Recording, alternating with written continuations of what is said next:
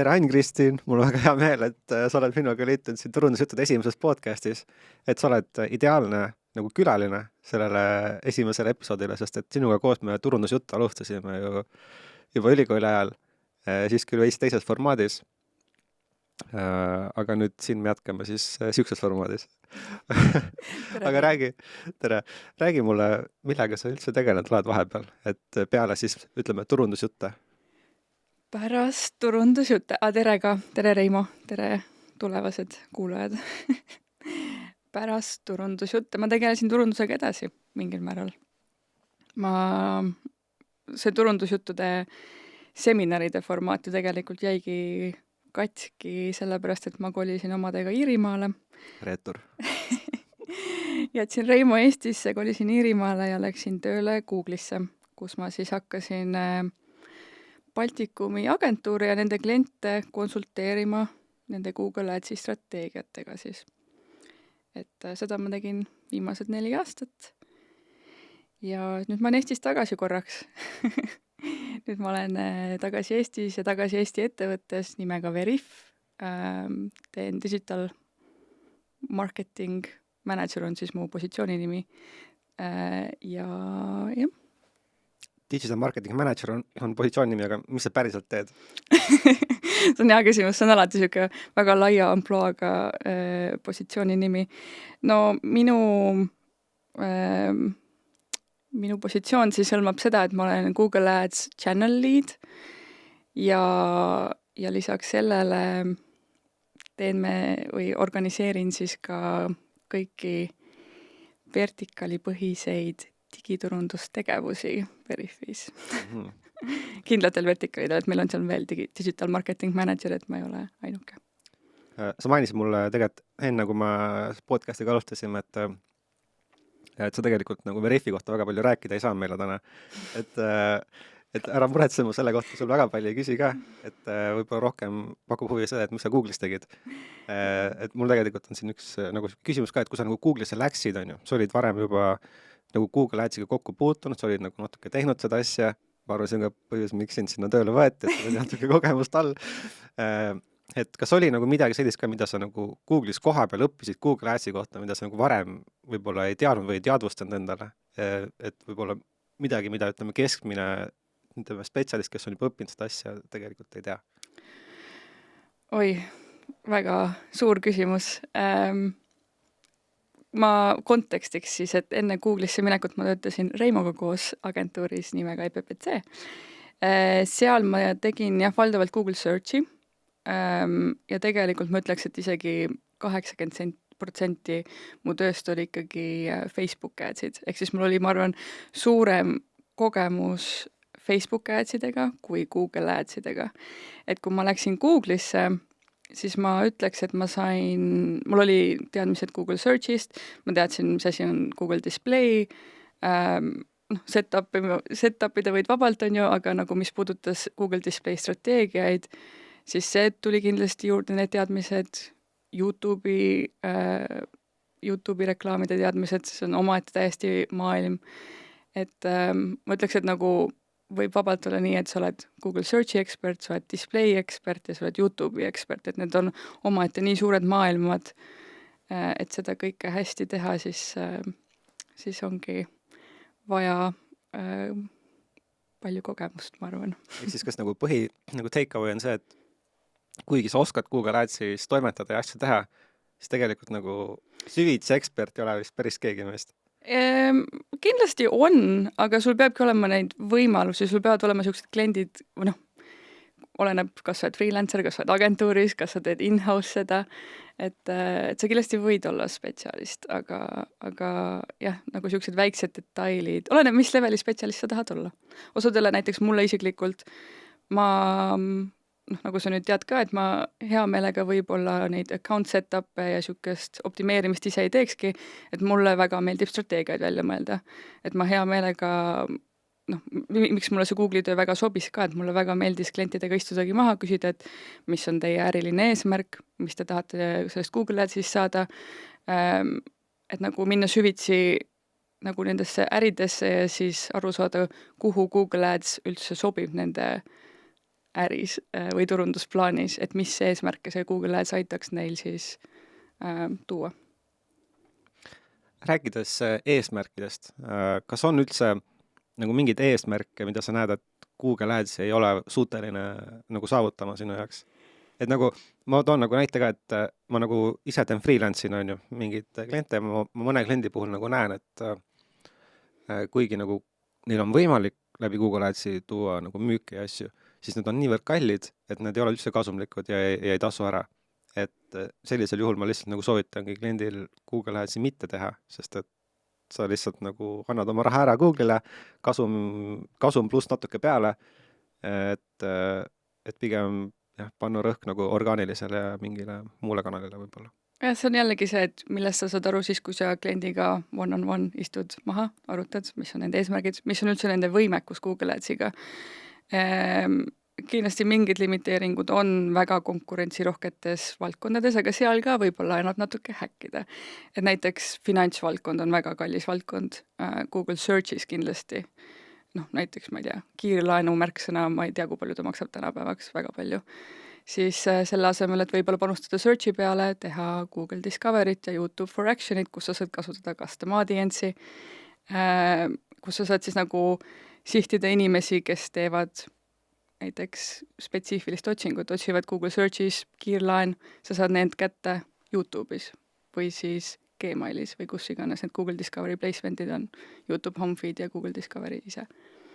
Et seal on niisugust nagu veid strateegia häkke proovida, aga muidugi seda, et läheks kliendi juurde, ütleks, et ei, teil peab ainult Google Ads jooksma, võtame kõik raha ära, Facebookilt võtame kõik raha ära, LinkedInilt, mis iganes. Ei, et mida rohkem kanaleid töötavad väga hästi, seda parem on see ka, ma ütleks, Google Adsile, seda parem on see orgaanilistele tulemustele, aga siin jällegi ma ei taha öelda, et klient peaks tegema kõiki kanaleid natukene. Seal ongi see, et pane üks kanal enda jaoks hästi tööle, siis liigu teise edasi. Et ongi, kui sa näed, et orgaanilisest tegelikult sul on võimalus veel asju parendada, tulemusi, nagu seda ruumi nagu on, tulemusi parendada, siis võib-olla pane fookus hetkel sinna orgaanilisse, kui see on tehtud, siis liigu kuskile paid channelitesse. Sest et Google Adsi või üldse kõikide paid channelitega üks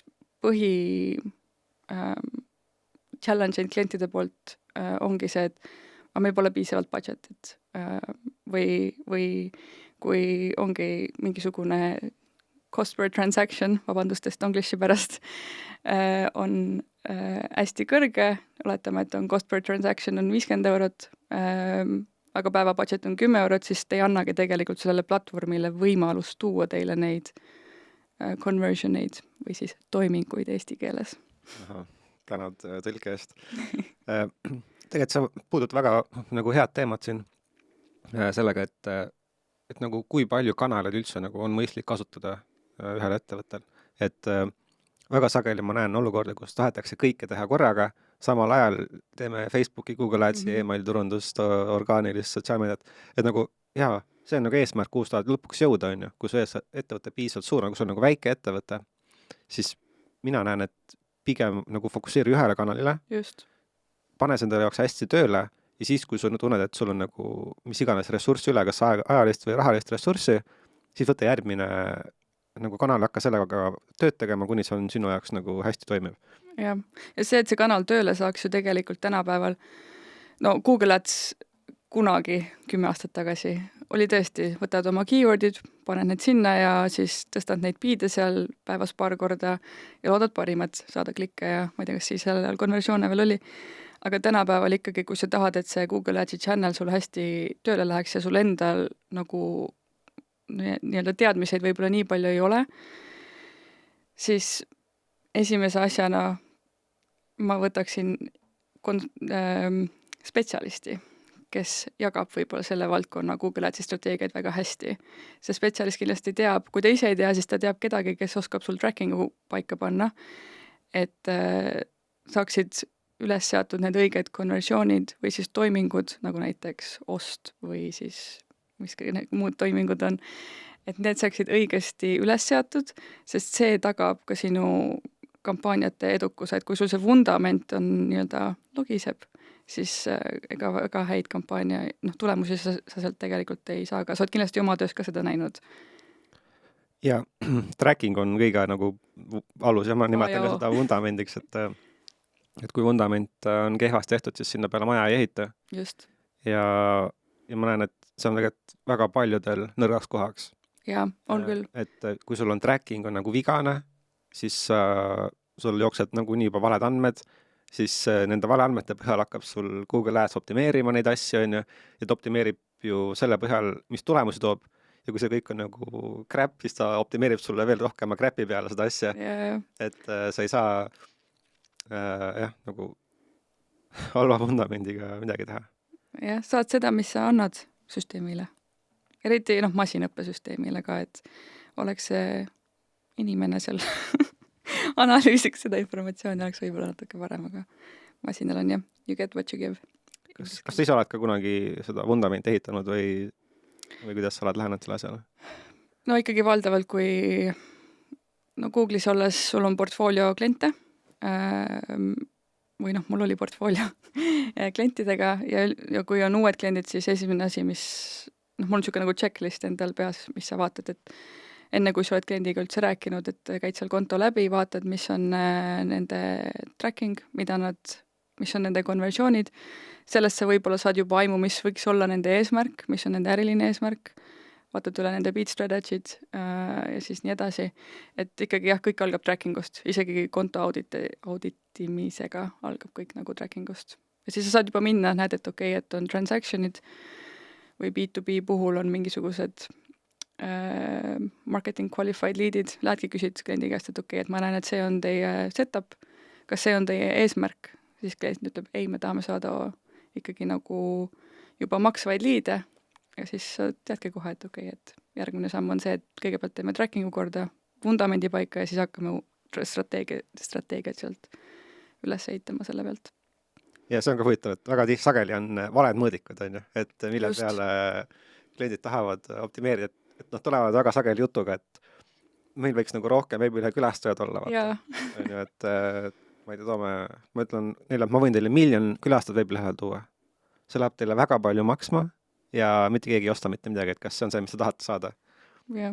Või kui SmartBidding veel tuli või võib-olla nii palju laialdaselt ei olnud kasutusel, siis kui Google Adsis siis SmartBiddingut kasutada, siis ongi, et süsteemi ainu eesmärgiks ongi tuua sulle siis nagu neid konversioone, kas kindla maksumuse suunas või konversiooni väärtust, conversion value'd inglise keeles. Et issa ma jooksis kokku ühe. Mis ma öelda tahtsin?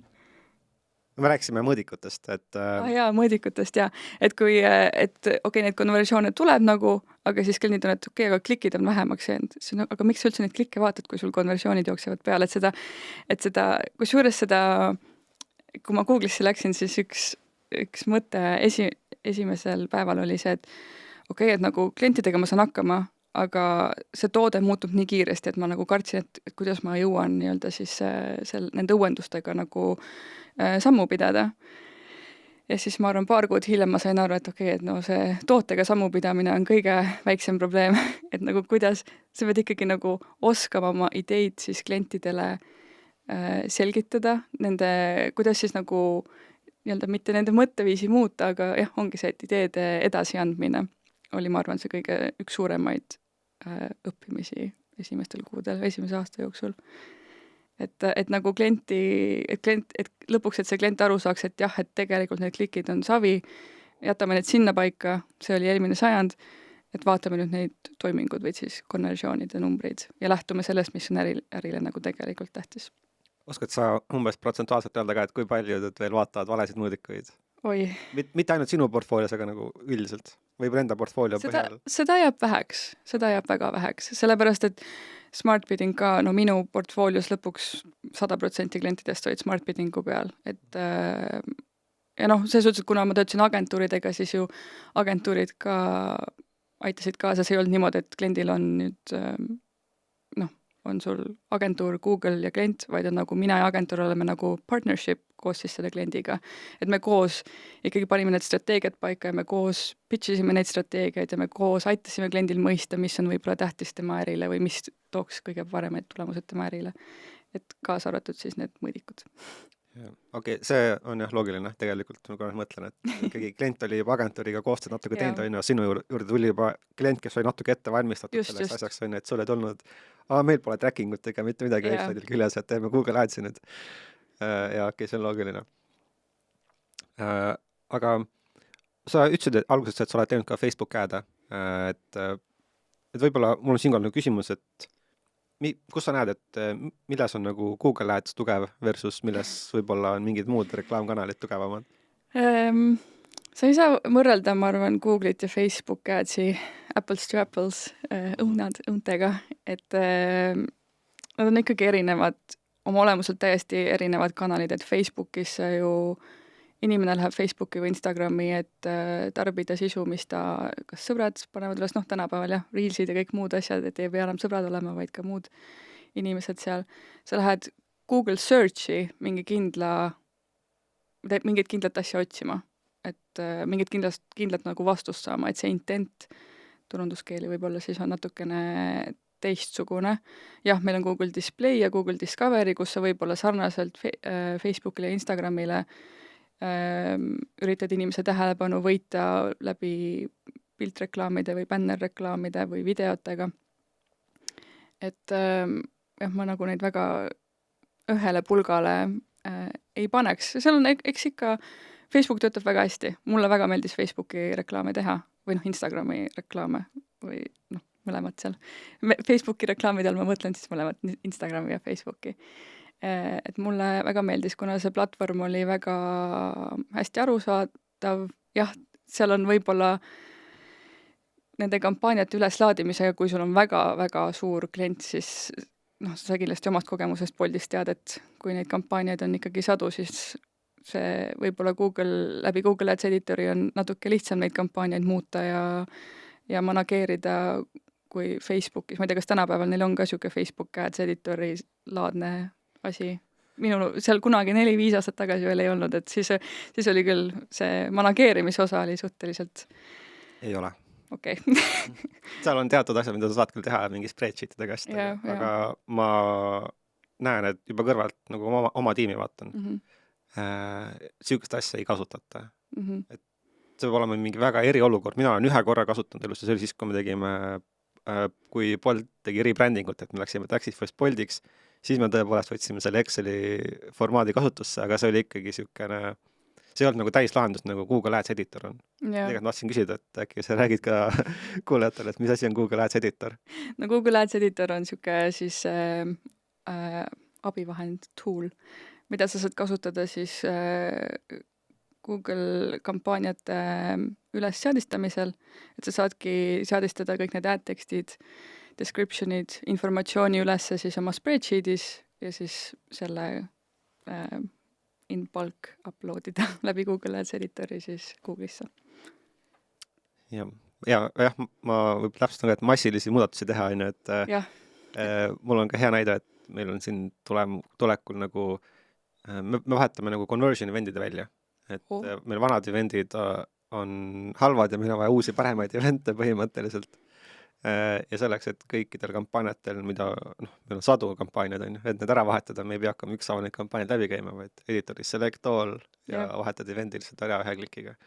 Et see säästab tohutult aega, eriti kui sul on nagu suuremad kontod, millega sa tegeled igapäevaselt.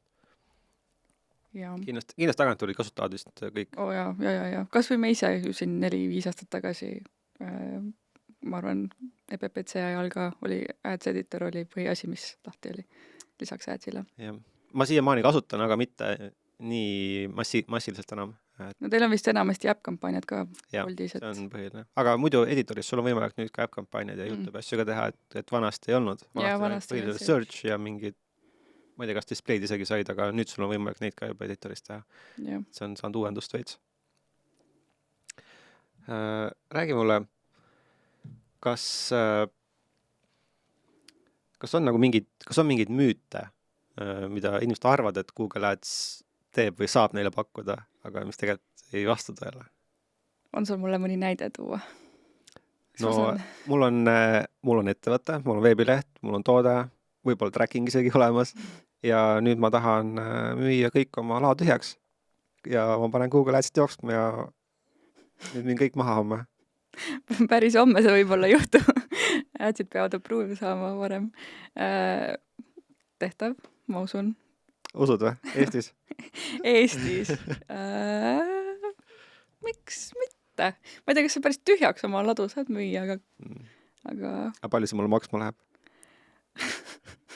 Kas me hakkame läbi podcasti tegema konsultatsiooni? Ei, see on nagu huvitav, et nagu hüpoteetiline olukord. Hüpoteetiline olukord. No seda teada, palju see maksma läheb, selleks on tänapäeval Google Adsis olemas väga palju tool'e, kuidas planeerida siis neid kampaaniate maksumust.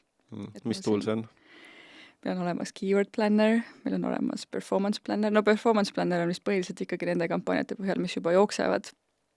Aga ma tean, et meie agentuur kasutab seda ka väga palju Veriffis seal, et nagu niisuguse suurema plaani planeerimisel on see tulnud päris kasulikuks. Aga meil on ka globaalsed kampaaniad, et meil ei ole ainult Eesti-põhised kampaaniad. Et ma soovitan Google Adsis on hästi palju tool'e tegelikult, mida võib-olla inimesed ei teagi. Ma lähen natuke kaldun teemast kõrvale, sorry. Nende tool'ide koha peal või tööriistade koha peal siis, et on olemas no näed, see on see küsimus, mis ma küsisin sul autos. Kui sa lähed Google Adsi, seal on tools ja siis on, ma arvan, et see on asset management'i all.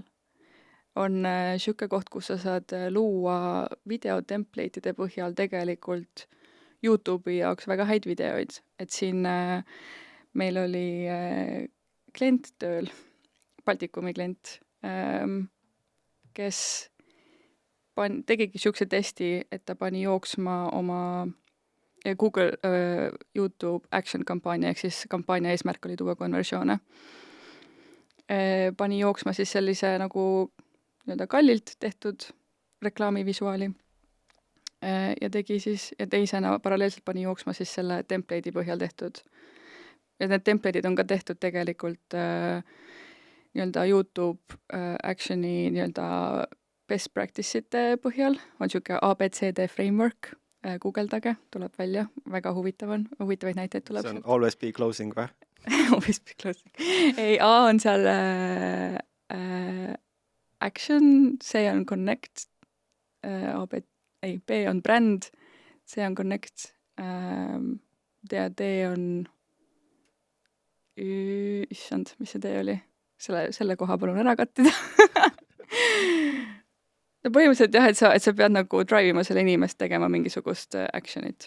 Et sul YouTube for action'i põhiteema ongi see, et see reklaamis peab kindlasti olema sul mingisugune call to action, ehk siis nagu kutse mingisugule kindlale tegevusele. Aga mu point on see, et kliendil jooksid 2 reklaami, üks oli tehtud kallilt, teine oli tehtud template'i, põhimõtteliselt lisatud oma pildid sinna, videod ja värvid.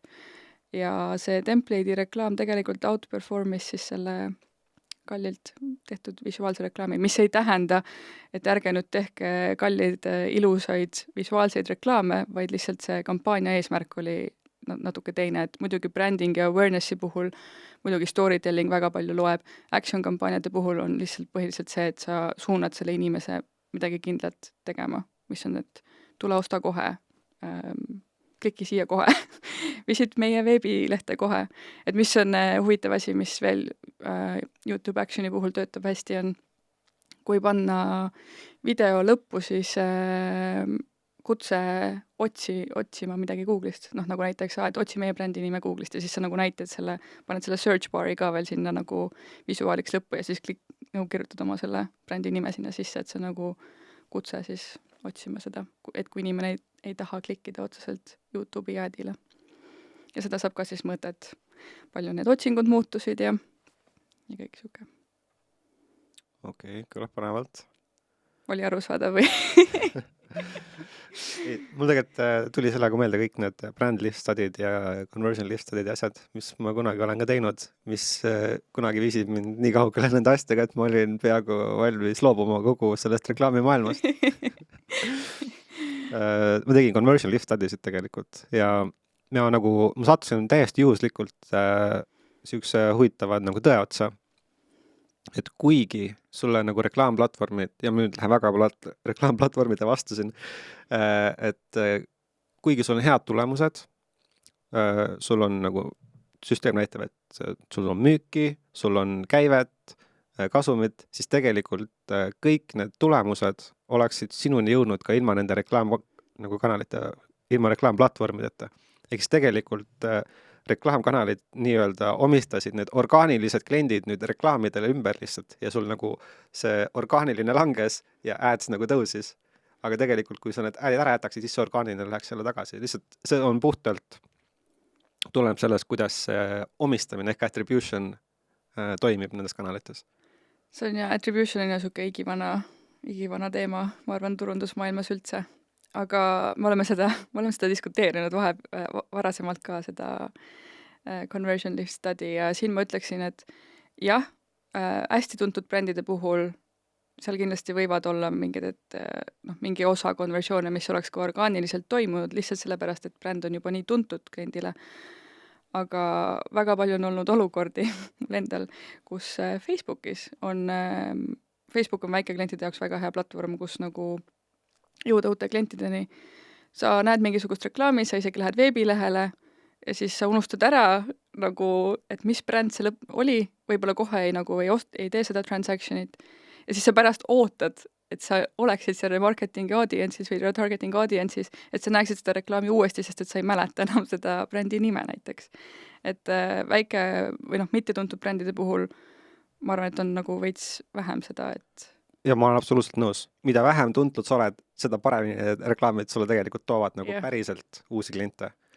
Aga jah, mida suurem ettevõte, mida tuntum bränd, seda üha väiksem nagu kasu on, et sa pead üha nagu rohkem süvitsi minema nagu sellistesse, ma ei tea, kas märksõnadesse või sihtrühmadesse, kes veel ei tea sind üldse, et kui muidu, ütleme, keskmine võib-olla agentuur või digiturundusspetsialist ütleb, et sihime, teeme remarketing, teeme lookalike audience, et üritame leida neid hästi sarnaseid inimesi, siis mis juhtub, ongi see, et sul need Facebooki või Google'i kampaaniad näitavad nagu ülihäid tulemusi, kõik on ülirahul, on ju, sa näitad oma ülemusele neid, tema on väga rahul, aga tegelikult see kasu, mis sa nagu ettevõttel tood, on nagu väga väike. Ja ma olen tegelikult näinud ühte klienti, tegelikult see üks klient nagu muutis mu seda vaadet, kuidas tegelikult peaks reklaame tegema, kui sul on nagu tuntud bränd, et sa teed endal kampaania ja sa exclude'id kõik enda need remarketing audience'id ja lookalike audience'id, et see süsteem hakkaks nagu uute inimeste seast sulle tooma neid kliente, kes võib-olla muidu ei tuleks kliendiks ja see on öelda see inkrementaalne klient, ehk siis nagu saamata jäänud klient oleks muidu. Väga huvitav. Kas sa olete nagu testinud ka seda strateegia mõtet? Ma olen seda asja testinud klientidega ja juhtub see, mis võib oodata, on ju. Et tulemused lähevad küll kehvemaks, sest kallim CPA, võib-olla väiksem click-through rate ja nii edasi, aga kokkuvõttes sa saad kliente, kes muidu ei tuleks kliendiks. Ja me ei jää ilma nendest klientidest, kes nagunii tulevad ka ilma selle reklaamita. Aga kusjuures siin, ma tulen korra tagasi selle küsimuse juurde, mis sa küsisid mult enne, et kui palju neid kliente, kes veel mõõdavad võib-olla siukseid mittetähtsaid metrikuid. Ma ütleks, et kõige raskem on muuta seda mõtteviisi just suurklientidel, kuna neil on nagu palju rohkem neid asjaosalisi, kelle mõtteviisi sa muutma pead. Ja nendel on tegelikult lisaks sellele, et jah, et me tõime teile nii palju conversioneid, neil on ka muud metrikud, mida nad peavad tähtsaks, mis on market share, impression share, et kui palju korda siis nagu nende brändi näidati võrreldes nende konkurentidega, et nad tahavad, et neil nagu see võib-olla need transactionid on ka olulised, aga on ka market share ja siuke meetrik on ka, muutub tähtsaks. Ja, tegelikult võib-olla see on see koht, kus sa tõmbad mind natuke maa peal tagasi ka, et tegelikult tuletab meelde, et on erinevaid eesmärke, on ju. Ja et alati, see, mis mina räägin, ei ole 100% tõde, on ju, see kõigi jaoks ei ole kõige parem lähenemine kindlasti. Ja see on ka üks asi, mis kui performance marketingiga nagu tegeleda, siis sa jäädki hästi kinni oma konversioonidesse, et jällegi, mis tuleme tagasi selle juurde, mis ma Google'ist sain, ongi võib-olla arusaam sellest suurest pildist, et oskus seda nagu näha. Ja ongi, et sa peadki siis aru saama kliendi ärist, ärimudelist, mida nad ootavad, mis on need ootused, mida nad tegelikult tahavad nendest kampaaniatest. Ja selle järgi sa saadki ju tegelikult disainida selle strateegia ja sellepärast on ka väga raske tulla siia ja öelda, et kõik retailerid tehke niimoodi ja siis see tagab teile edu, et selleks, et ma saan teile niisugust strateegiat välja pakkuda, ma peangi tegelikult teadma, mida te päriselt nagu ootate ja mis on teie ärimudel, kuidas te raha saate, mis on teie toode, tootest tuleneb ka väga palju. Et miks on ka üks põhjus, miks B2B maailmas Google Adsis on strateegiaid luua või niisugust ühtset strateegiat öelda, et tehke nii, et te saate hästi palju liide, väga raske, sest et B2B-s on ärimudelid no nii erinevad, business to business siis B2B, või kus on nagu eesmärgiks saada liide. Et need strateegiad jah, et kui retailis on see, et okei, et pange oma performance max for retail jooksma ja müügid tulevad, siis jah, lead gen'i või B2B osa Google Adsis on niisugune natuke keerulisem, mis teeb ka selle hästi huvitavaks, sest et sa saad hästi palju testida, hästi palju on õppida seal. Ja Google Adsi kui toode ka veel, et kui enne kui ma ära tulin, siis ma nägin, et nende fookus ka läks tegelikult hästi suuresti B2B peale ka, et nad on nagu hetkel, on hästi palju betasid, mis on loodud B2B-dele ja nad nagu üritavad ka seda siis B2B klientidele paremini tööle panna platvormi. Ma ei tea, mitu korda ma B2B siin nüüd ütlesin viimase minuti jooksul, aga business to business. Ja siis, kui me teeme pärast katime YouTube'is neid klippe, vaata ära, siis üks klipp on lihtsalt B2B. See on see bloopers, vaata. Me teeme selle superkati, kus terve see podcast, aga ainult ütleb ainult B2B ja siis kõik B2B-d lähevad. Oh my god, ma juba näen seda. Kui halb.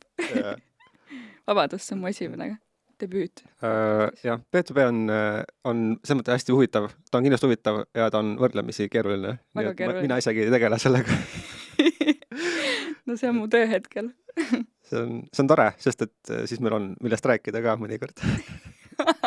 Thanks, Reivo.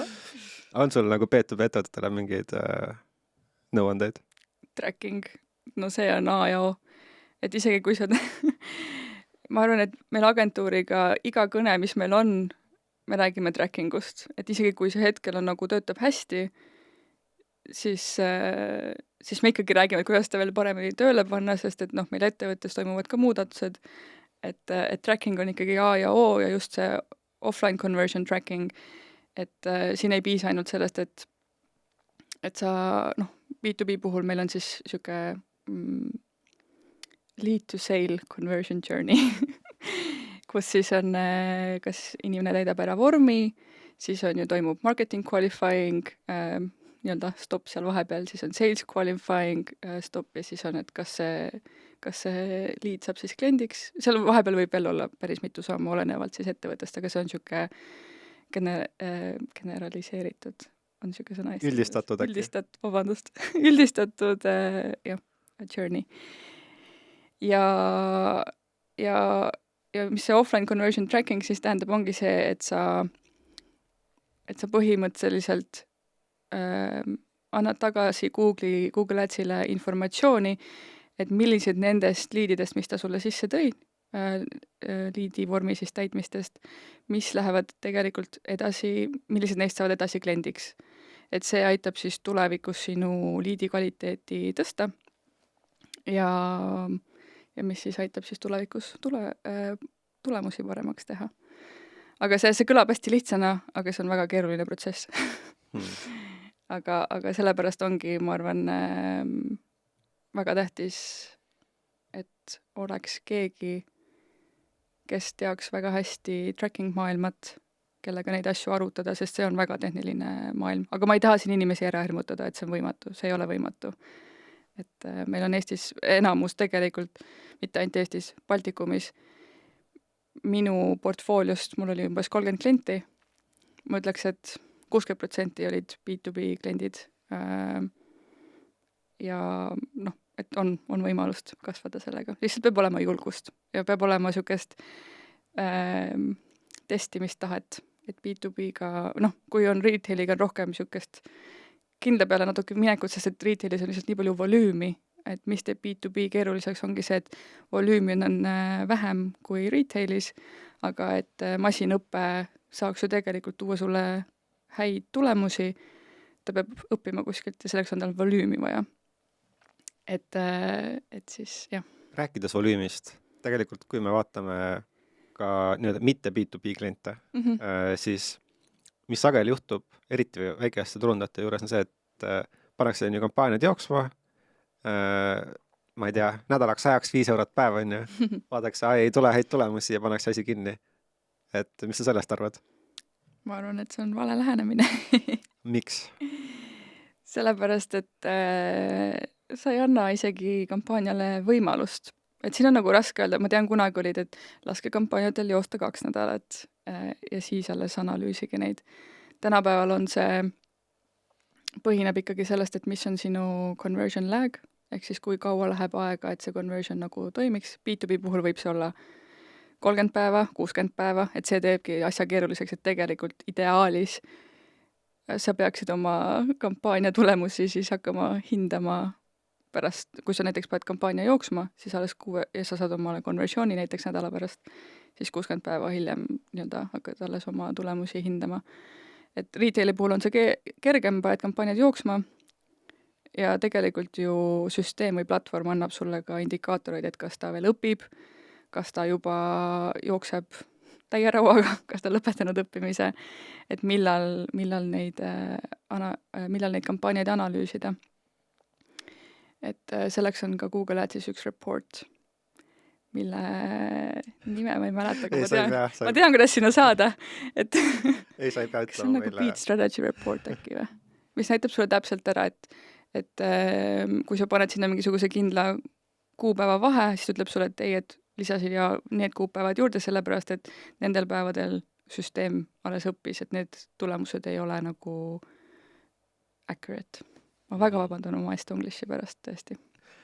Mina mõtlen seda, et noh, pannakse see 5 eurot päev, on ju, nädal aega, on ju, kulutad seal 35 eurot, on ju, nädal aega ja noh, said võib-olla ühe müügi, on ju, mõtled, 35 euri peal müük, see ei kõlba kuskile. Ja. Et mis tegelikult nagu ma võib-olla tahaks nagu rõhutada, mis sul siis seal taga nagu seisneb, on see, et tegelikult su päeva eelarve peab olema piisavalt suur, et selle eest on võimalik tuua sulle mingi X kogus tehinguid. Ma tavaliselt ütlen, et see on 10 vist, aga ma ei mäleta, kas see oli 10 nädalas või 10 päevas. See on see põhiviga, mis tehakse, mida mina olen ka teinud. See oli 10 päevas, on ju? Päevas, ja see on niisugune best practice. See on lihtsalt sellepärast, et anda süsteemile ruumi sulle tuua neid konversioone ja osaleda auksionitel.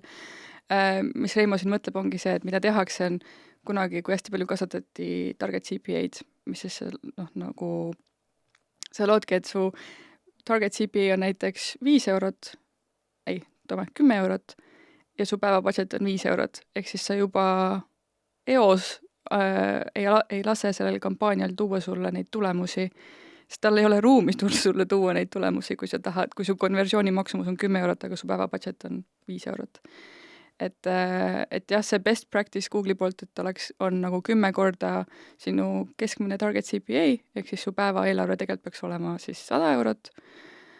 Paljudel seda võimalust ei ole, mina olen öelnud kohe, et 5 või 2 või 3 isegi piisab, et lihtsalt oleks ruumi süsteemil minna auksjonitesse, sest et see number ei tule suvalt, see number tuleb lihtsalt auksjoni põhimõttest. Sa pead andma masinaõppele on ju infot, et mille põhjal ta saaks õppida ja sulle lõpuks tuua nagu parimaid tulemusi. Ja sellepärast ka soovitatakse, tihtipeale mina olen öelnud, et pange kas või kampaania alguses natuke rohkem budgetit, et see kampaania saaks ennast tööle, kui näiteks ei tea keskmist CPA-d või kui palju see päeva budget võiks olla optimaalne, et pange rohkem natukene raha, et see kampaania saaks tööle minna ja siis te hakkate budgeteid 10% väärtuses vähendama, et see süsteem ei läheks tagasi learning phase'i. Jah, learning faas on ju. Sa pead tegelikult selle ära kannatama ja siis veel lasta joosta mõnda aega, on ju. Ja siis nagu alles analüüsida tulemusi. Et alati, eriti väikest klienti puhul on see, et kui sa tahad seda kanalit proovida, on ju, siis nagu pigista silm kinni ja pane suure meelarve lihtsalt, vaata, testi see päriselt ära. Nii, et sa vastaks nagu parimatele praktikatele. Sest vastasel juhul sa panedki see 5 eurot päev, siis see on täiesti maha visatud raha. Just. Aga kui sa vähemalt nagu teed testi ja sa õpid sellest midagi ja sa saad selle peal tulevikus veel mingid otsused vastu võtta, on ju, siis see on nagu rohkem investeeritud raha juba. Et väga sageli ma kuulen ka seda, et nad ütlevad, et agentuur ütleb, et investeerime, on ju, et see on nagu investeering, mis sa paned sinna Google Ads, on ju, mis tegelikult vastab tõele, aga see ei ole alati investeering, on ju. Kui sa teedki kehvasti, sa ei vasta parimatele praktikatele, siis see ei ole enam investeering, siis see ongi lihtsalt raha põletamine. Jah.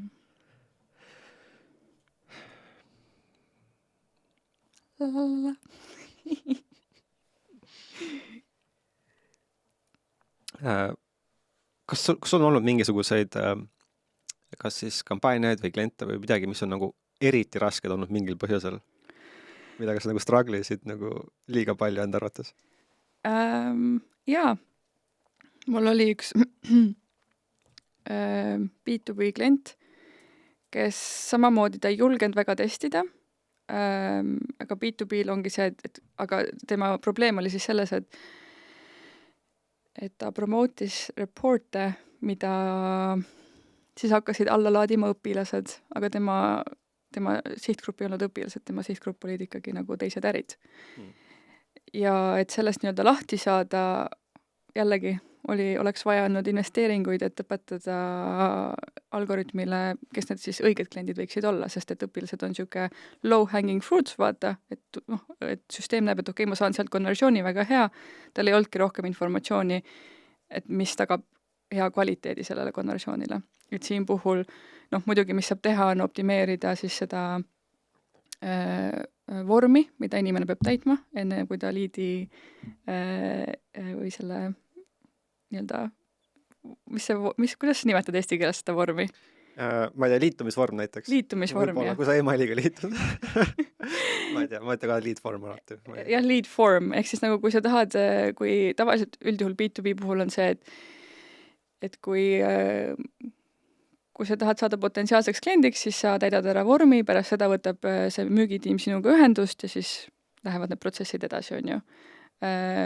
Ja selleks, et kuidas nagu neid inimesi saada lõpuks seda vormi täitma, seal on ka protsess, mis sellele eelneb ja tihtipeale tehakse erinevaid reporte, läbi mille sa siis saad need huvi tundvad inimesed võib-olla kätte, mida sa saad siis hiljem nagu veel soojendada ja siis, et need huvi tundvate inimeste seas olid ka õpilased, aga õpilased ei olnud selle toote sihtgrupp. Ja siis, et kuidas siis nagu nendest õpilastest nii-öelda lahti saada, siis oligi üks soovitus oligi, et nagu seda vormi optimeerida, panna sinna võib-olla rohkem mingisuguseid fielde, mis määrab ära, et okei, et see on õpilane, see on tegelikult päriselt äri, mis otseselt ei puutu Google Adsisse, see on juba rohkem teiste tiimide pärusmaa, digital marketing. Aga tegelikult see puutub ikka, sellepärast ma tean, nagu oma näiteks ka, meil on Boltis, meil on kullerid, on ju, Bolt Foodile kullereid ja see kullerite see nagu flow on nagu ülikriitiline, et kui seal on, see on nagu mitu steppi, on ju, sa pead vahepeal mingi dokumente üles laadima märke, et iga kord, kui sa küsid mingit asja, siis sa pead alati nagu veenduma, et sul absoluutselt on vaja seda infot. Sest et iga asi, mis juurde paned, sa kohe kaotad mingi 10% inimest ära näiteks. Et see on pidevalt selle nagu vormi optimeerimine on nagu suur osa nagu Google Adsi edust tegelikult. Ja just B2B puhul on see väga suur osa. Ja seal ongi B2B puhul ongi see, et sul ei ole ainult Google Ads, vaid sul ongi nagu ka muud landing page'id ja mis kõik asjad, mis seda müügitiimid, kõik, mis seda nagu mõjutab tegelikult. Google Adsi edu siis.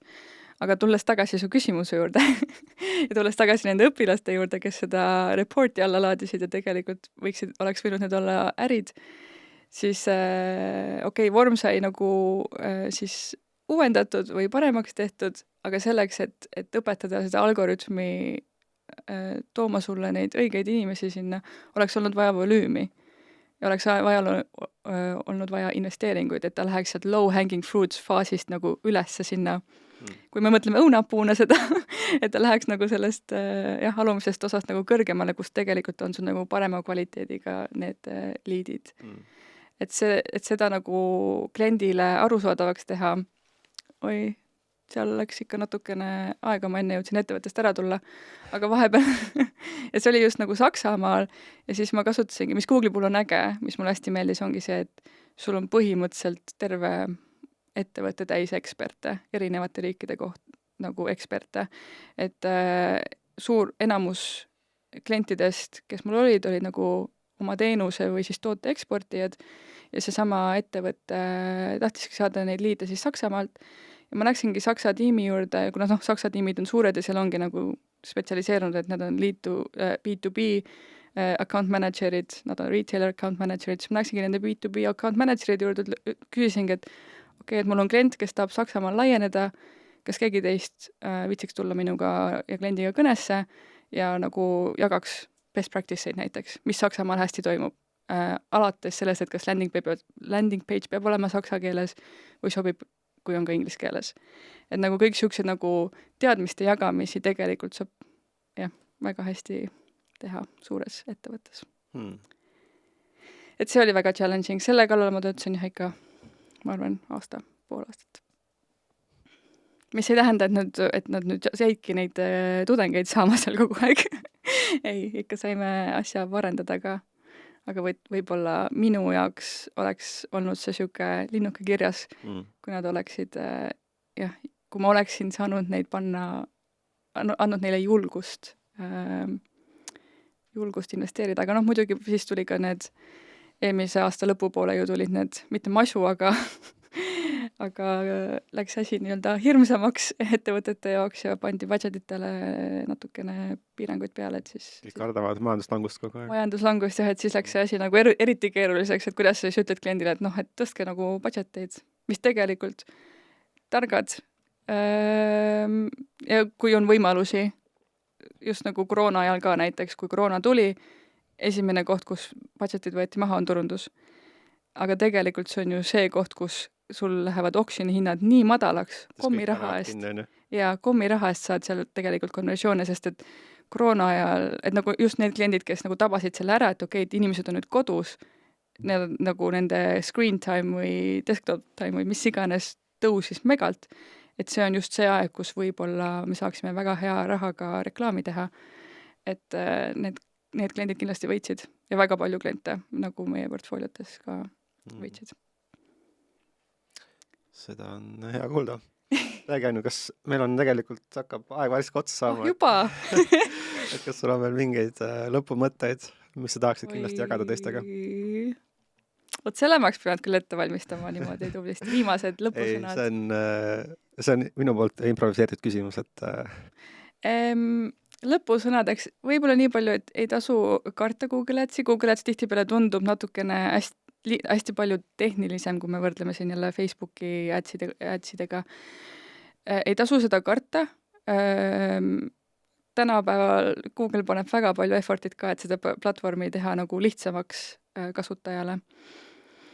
Ja võib-olla julgustada, et kui ise ei tea, siis võib ka muidugi interneti abil tänapäeval ChatGPT ja kõik asjad õpetavad inimesi selle abil õppida või siis võttagi endale nagu keegi mõttekaaslaseks kõrvale, et see ei tähenda, et sa pead kindlasti võtma agentuurilt teenust, kes haldab sinu kontosid, muidugi võib, soovitan, aga sa võid ka lihtsalt nagu võtta 1-2-kordseid konsultatsioone kelleltki, kes siis nagu aitabki võib-olla sul strateegia panna paika lähtudes sinu äri eesmärgist, võib-olla isegi teha account setupi lähtudes sinu eesmärgist ja siis annab paar õpetussõna, kuidas kõige paremini kontot optimeerida, võib-olla, et neid koostöövorme on tänapäevaks tegelikult nii tohutult palju ja et ei tasu peljata seda.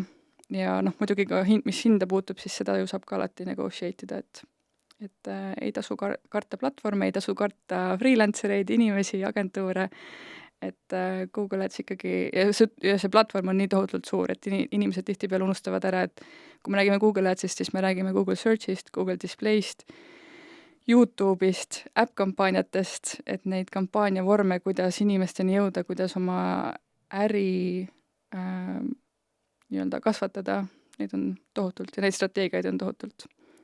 Ja ma arvan, et turundusjuttude ajast 4 aastat tagasi me ka preachisime, et nagu testige, et jah, et ärge kartke testida. Ja tihtipeale ongi, kui kellegi mõttekaaslasega nagu arutada neid teste, siis sa saadki kas või valideeringut, et sinu mõte on õige. Kas sina pakud ka seda konsultatsiooni?